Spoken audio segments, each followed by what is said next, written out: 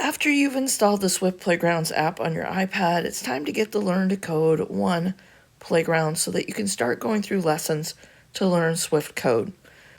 Tap on the Learn to Code blue button right in the middle of your screen, and then swipe across the top row of resources until you see the Learn to Code 1 Fundamentals of Swift Playground with the yellow background. Go ahead and tap on the Get button. Depending upon your Wi-Fi and internet speed, this might take anywhere between 1 to 3 minutes to install this playground. When you notice that the circle has gone all the way around to install the playground and the button returns to saying Get, it's finished. Go ahead and tap on the Cancel button up in the top left corner of the screen.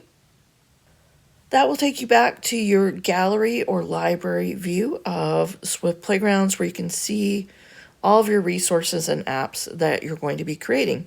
You'll notice that you now have a Learn to Code 1 Swift Playgrounds right there ready to go.